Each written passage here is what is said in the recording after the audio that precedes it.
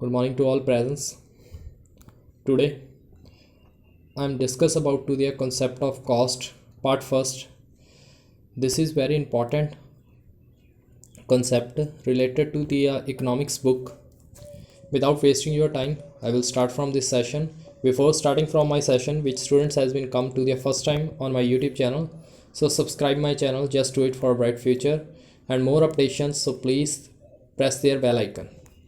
Now I will start from this session. First of all meaning of the cost. ਅਸੀਂ ਪਹਿਲਾਂ cost ਦੇ meaning ਦੀ ਗੱਲ ਕਰਾਂਗੇ ਵੀ cost ਹੁੰਦੀ ਕੀ ਆ ਜਾਂ ਸਾਨੂੰ ਕਿਉਂ ਇਹ ਤੋਂ ਕੀ ਪਤਾ ਲੱਗਦਾ ਵਾ। Cost is refers to the expenditure incurred by a producer on the factor as well as non factor inputs of the given output of the commodity.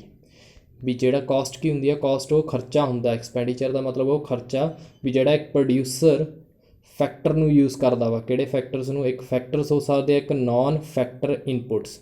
Factor ਕਿਹੜੇ ਕਿਹੜੇ ਹੋ ਗਏ? ਜਿਵੇਂ ਲੇਬਰ, ਲੈਂਡ, ਕੈਪੀਟਲ। ਅਤੇ ਨੋਨ ਫੈਕਟਰ ਕਿਹੜੇ ਕਿਹੜੇ ਹੋ ਗਏ? ਵੀ ਜਿਨ੍ਹਾਂ ਦੇ ਵਿੱਚ ਕਿਸੇ ਦੀ ਸਰਵਿਸ ਪ੍ਰੋਵਾਈਡ ਕਰਨੀ ਆ ਜਾਂ ਇਹ ਚੀਜ਼ਾਂ ਹੁੰਦੀਆਂ ਨੇ।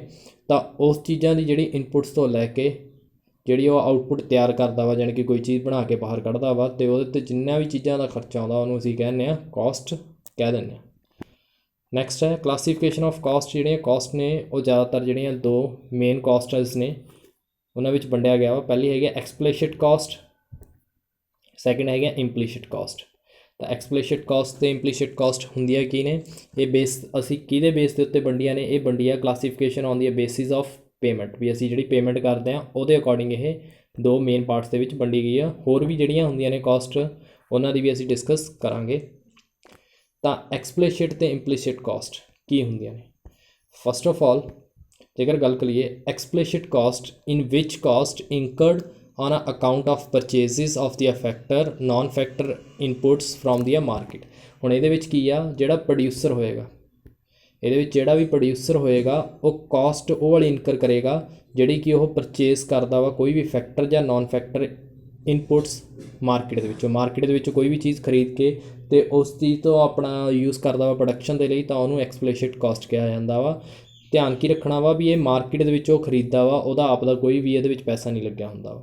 ਸੈਕਿੰਡ ਹੁੰਦਾ implicit cost in which the cost using of the self owner inputs by the firms. ਹੁਣ ਸੈਲਫ ਓਨਰ ਦਾ ਮਤਲਬ ਕੀ ਹੁੰਦਾ? ਵੀ ਜਿਹੜਾ ਬੰਦਾ ਉਹਦਾ ਮਾਲਕ ਹੋਵੇ ਉਹ ਆਪਣੀ ਸਰਵਿਸ ਦੇਵੇ ਜਾਂ ਆਪਣੇ ਬੇਸ ਦੇ ਉੱਤੇ ਕੀ ਆ ਕੋਈ ਕੋਸਟ ਖਰਚਾ ਕਰਕੇ ਅਤੇ ਫਰਮ ਦੇ ਵਿੱਚ ਕੀ ਆ ਇਨਪੁੱਟ ਦੇਵੇ ਅਤੇ ਉਹ ਤੋਂ ਕੀ ਆ ਇੱਕ ਵਧੀਆ ਆਊਟਪੁੱਟ ਨਿਕਲ ਕੇ ਆਵੇ।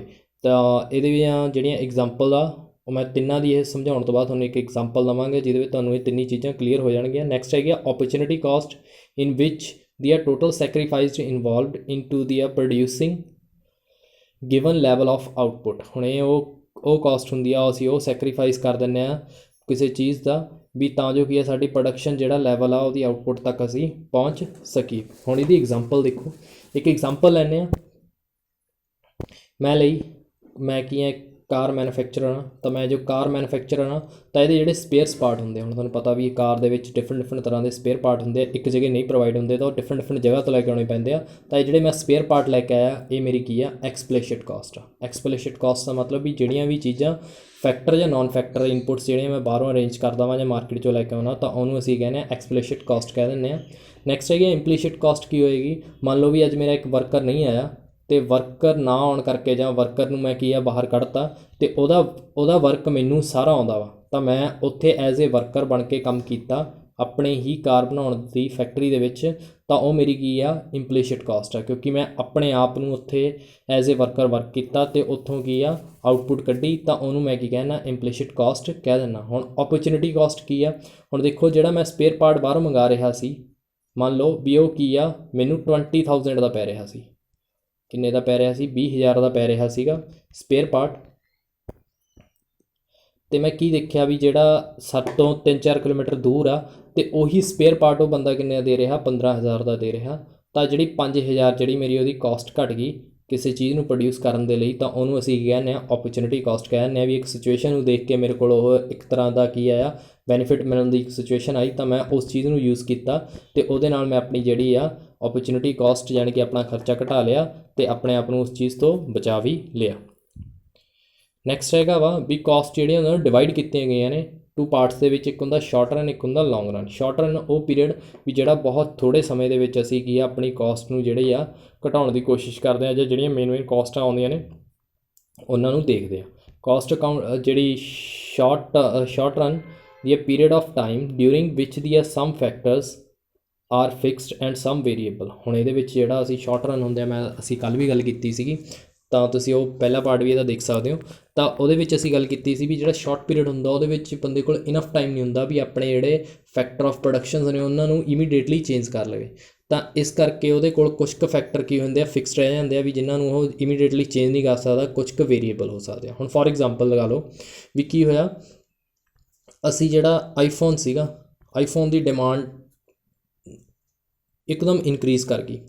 ਤਾਂ ਇਨਕਰੀਜ਼ ਕਰਨ ਦੇ ਨਾਲ ਮੇਰੇ ਕੋਲ ਕੀ ਆ, ਜਿਹੜੀ ਮਸ਼ੀਨਰੀ ਆ, ਮੈਨੂੰ ਪਤਾ ਲੱਗਿਆ ਵੀ ਇਹ ਸਿਰਫ ਥੋੜ੍ਹੇ ਸਮੇਂ ਲਈ ਆ ਬੂਮ ਆਇਆ ਵਾ ਮਾਰਕੀਟ ਦੇ ਵਿੱਚ। ਤਾਂ ਜਿਹੜੀ ਮੇਰੇ ਕੋਲ ਮਸ਼ੀਨਰੀ ਆ ਉਹ ਫਿਕਸਡ ਆ, ਮੈਂ ਉਹਨੂੰ ਇੰਨਾ ਟਾਈਮ ਨਹੀਂ ਹੈ ਕਿ ਮੈਂ ਉਹਦੀ ਨਵੀਂ ਐਕਸੈਸਰੀ ਜਾਂ ਮਸ਼ੀਨਸ ਦੀ ਆਰਡਰ ਪਲੇਸ ਕਰਾਂ ਤਾਂ ਜੇ ਮੈਂ ਉੱਥੇ ਰੱਖਾਂ ਅਤੇ ਨਾਲ ਦੀ ਨਾਲ ਪ੍ਰੋਡਕਸ਼ਨ ਸ਼ੁਰੂ ਕਰਾਂ, ਇਹ ਹੋ ਹੀ ਨਹੀਂ ਸਕਦਾ। ਤਾਂ ਮੈਂ ਕੀ ਆ, ਜਿਹੜੀ ਮੇਰੇ ਕੋਲ ਮਸ਼ੀਨਰੀ ਪਈ ਆ ਉਹ ਫਿਕਸਡ ਆ, ਮੈਂ ਉਹ ਤੋਂ ਹੀ ਕੰਮ ਲੈਣਾ ਵਾ। ਬਟ ਫਿਰ ਮੇਰੇ ਕੋਲ ਇੱਕ ਵੇ ਹੈਗਾ, ਮੈਂ ਕੀ ਕਰਾਂ ਵੀ ਆਪਣੀ ਲੇਬਰ ਵਧਾ ਦਾਂ। ਜੋ ਮੈਂ ਲੇਬਰ ਵਧਾ ਦੂੰਗਾ ਤਾਂ ਉਹਨੂੰ ਵਰਕ ਕਰਨ ਵਾਲੇ ਜਿਹੜੇ ਇਹਦਾ ਮਸ਼ੀਨ ਦੇ ਉੱਤੇ ਕਰ ਸਕਦੇ ਉਹ ਕਰ ਲੈਣਗੇ, ਜਿਹੜੇ ਵਿਦਾਊਟ ਮਸ਼ੀਨ ਵੀ ਵਰਕ ਕਰ ਸਕਦੇ ਆ ਤਾਂ ਮੈਂ ਉਹਨਾਂ ਨੂੰ ਵੀ ਦੇ ਦੂੰਗਾ। ਤਾਂ ਇਸ ਦੇ ਨਾਲ ਮੈਂ ਕੀ ਆ, ਮਾਰਕੀਟ ਦੀ ਡਿਮਾਂਡ ਨੂੰ ਪੂਰਾ ਕਰ ਪਾਵਾਂਗੇ ਅਤੇ ਆਪਣੇ ਪ੍ਰੋਫਿਟ ਨੂੰ ਇਨਕਰੀਜ਼ ਕਰ ਸਕਾਂਗੇ। ਤਾਂ ਇਸ ਦੇ ਵਿੱਚ ਜਿਹੜੀਆਂ ਕਾਸਟ ਨੇ ਉਹ ਤਿੰਨ ਟਾਈਪਸ ਦੀਆਂ ਉਹਨੇ ਡਿਵਾਈਡਸ ਕੀਤੀਆਂ ਨੇ। ਪਹਿਲੀ ਹੈਗੀ ਆ ਟੋਟਲ ਕਾਸਟ, ਵੀ ਇੱਕ ਚੀਜ਼ ਉੱਤੇ ਬਣਾਉਣ 'ਤੇ ਜਿੰਨਾ ਪੂਰਾ ਖਰਚਾ ਆਇਆ ਉਹਨੂੰ ਅਸੀਂ ਟੋਟਲ ਕਾਸਟ ਲੈਂਦੇ ਹਾਂ। ਇਹਦੇ ਵਿੱਚ fixed cost plus variable cost ਦੋ ਹੀ ਐਡ ਹੁੰਦੀਆਂ ਨੇ। ਵੇਰੀਏਬਲ ਕਾਸਟ ਤੁਹਾਨੂੰ ਪਤਾ ਹੀ ਆ ਵੀ ਜਿਹੜੀ ਕਿ ਚੇਂਜ ਹੁੰਦੀ ਰਹਿੰਦੀ ਹੈ ਅਕੋਰਡਿੰਗ ਟੂ ਪ੍ਰੋਡਕਸ਼ਨ ਦੇ, ਉਹਨੂੰ ਵੇਰੀਏਬਲ ਕਾਸਟ ਕਿਹਾ ਜਾਂਦਾ। ਫਿਕਸਡ ਕਾਸਟ ਜਿਹੜੀ ਕਿ ਚਾਹੇ ਤੁਸੀਂ 10 ਯੂਨਿਟ ਬਣਾਓ ਚਾਹੇ ਬਣਾਓ 100 ਯੂਨਿਟਸ, ਉਹਦਾ ਜਿਹੜਾ ਖਰਚਾ ਵਾ ਬਰਾਬਰ ਹੀ ਪਏਗਾ।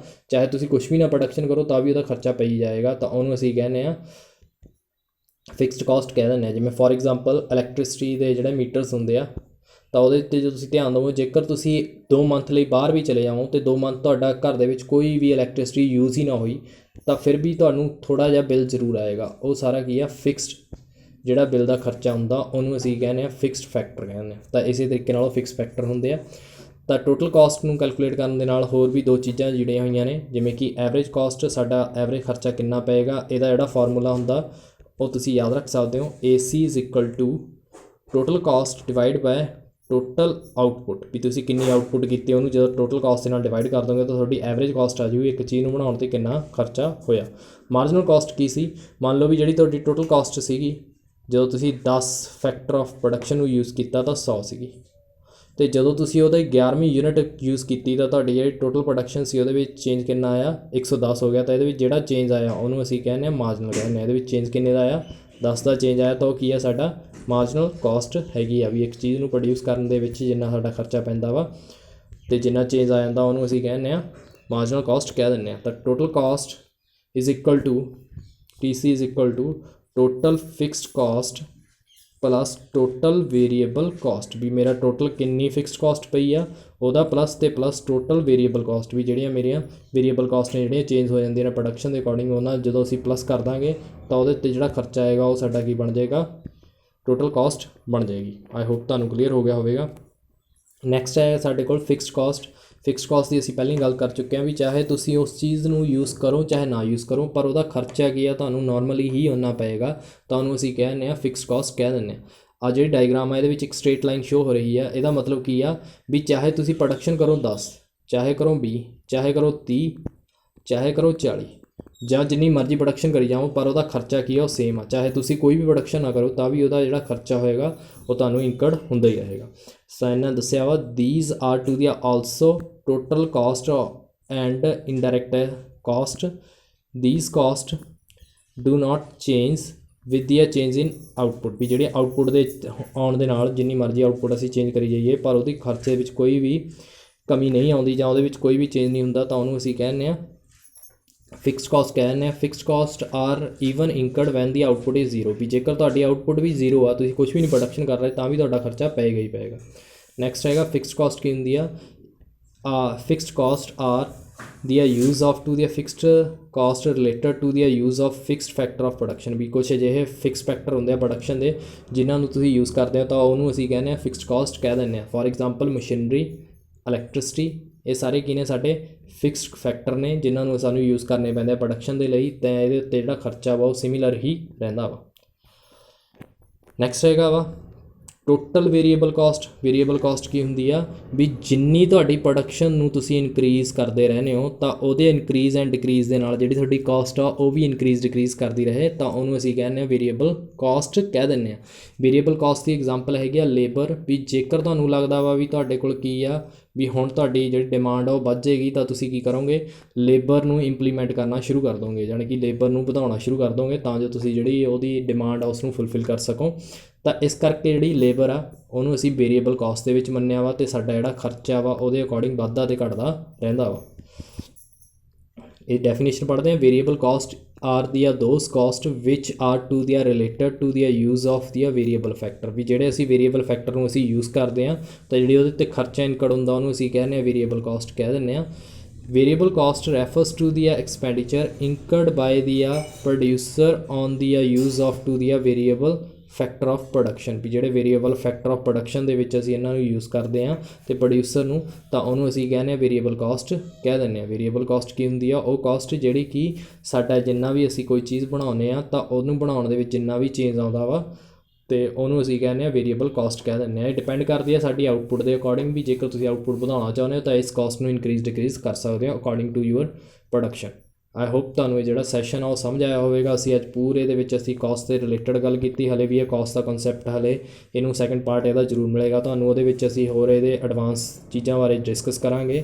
ਜੇਕਰ ਤੁਸੀਂ ਇਹਨੂੰ ਰੂਟੀਨ ਲਾਈਫ ਦੇ ਨਾਲ ਵੀ ਰਿਲੇਟ ਕਰਕੇ ਚੱਲੋ ਤਾਂ ਇਹ ਬਹੁਤ ਈਜ਼ੀ ਕਨਸੈਪਟ ਆ। ਦੇਖਿਆ ਜਾਵੇ ਜਿਵੇਂ ਕਾਸਟ ਆ, ਤੁਹਾਨੂੰ ਪਤਾ ਹੀ ਆ ਖਰਚਾ ਹਰ ਇੱਕ ਚੀਜ਼ ਦੇ ਉੱਤੇ ਹੁੰਦਾ ਵਾ। ਖਰਚੇ ਦੋ ਤਰ੍ਹਾਂ ਦੇ ਹੁੰਦੇ ਆ, ਫਿਕਸ ਅਤੇ ਵੇਰੀਏਬਲ। ਹੁਣ ਤੁਹਾਨੂੰ ਮੈਂ ਦੱਸਿਆ ਵੀ ਜੇਕਰ ਤੁਸੀਂ ਕੀ ਆ ਇਲੈਕਟ੍ਰਿਸਿਟੀ ਦਾ ਖਰਚਾ ਲੈ ਕੇ ਚੱਲੋ, ਇਲੈਕਟ੍ਰਿਸਿਟੀ 'ਚ ਕੀ ਆ, ਇਲੈਕਟ੍ਰਿਸਿਟੀ ਇੱਕ ਫਿਕਸਡ ਖਰਚਾ ਵਾ। ਜੇਕਰ ਤੁਸੀਂ ਇੱਥੇ 2 ਸਾਲ ਰਹੋ ਅਤੇ ਜਾਂ 2 ਮਹੀਨੇ ਇੱਥੇ ਨਾ ਵੀ ਆਓ, ਚਾਹੇ 2 ਸਾਲ ਨਾ ਆਓ, ਤਾਂ ਵੀ ਤੁਹਾਡਾ ਬਿੱਲ ਕੀ ਆ ਉਹ ਇਨਕਰਡ ਹੁੰਦਾ ਰਹੇਗਾ, ਕਿਉਂਕਿ ਇਹਦੇ ਵਿੱਚ ਕੁਛ ਖਰਚੇ ਇਹੋ ਜਿਹੇ ਨੇ ਜਿਹੜੇ ਫਿਕਸਡ ਨੇ। ਅਤੇ ਵੇਰੀਏਬਲ ਖਰਚੇ ਕਿਹੜੇ ਨੇ, ਜਿੰਨੀ ਤੁਸੀਂ ਯੂਨਿਟਾਂ ਯੂਜ਼ ਕਰੋਗੇ ਓਨਾ ਹੀ ਤੁਹਾਡਾ ਬਿੱਲ ਵਧੇਗਾ ਜਾਂ ਘਟੇਗਾ, ਉਹ ਡਿਪੈਂਡ ਕਰੇਗਾ ਤੁਹਾਡੀ ਯੂਨਿਟਸ ਦੀ ਕੰਜ਼ੰਪਸ਼ਨ ਦੇ ਉੱਤੇ।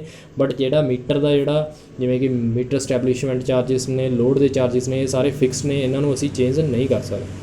ਆਈ ਹੋਪ ਤੁਹਾਨੂੰ ਇਹ ਐਗਜ਼ਾਮਪਲ ਦੇ ਥਰੂ ਇਹ ਚੀਜ਼ ਸਮਝ ਆ ਗਈ ਹੋਵੇਗੀ। ਜੇਕਰ ਫਿਰ ਵੀ ਕਿਸੇ ਚੀਜ਼ ਦੀ ਪ੍ਰੋਬਲਮ ਆਉਂਦੀ ਹੈ ਤਾਂ ਮੇਰੇ ਕਮੈਂਟ ਬਾਕਸ ਦੇ ਵਿੱਚ ਜ਼ਰੂਰ ਲਿਖੋ ਅਤੇ ਮੇਰੇ ਚੈਨਲ ਨੂੰ ਸਬਸਕ੍ਰਾਈਬ ਕਰਨਾ ਨਾ ਭੁੱਲੋ। Just do it for bright future. The more updation ਦੇ ਲਈ ਮੇਰੇ ਬੈਲ ਆਈਕਨ ਨੂੰ ਜ਼ਰੂਰ ਦਬਾਓ। Thanks a lot watching for my session.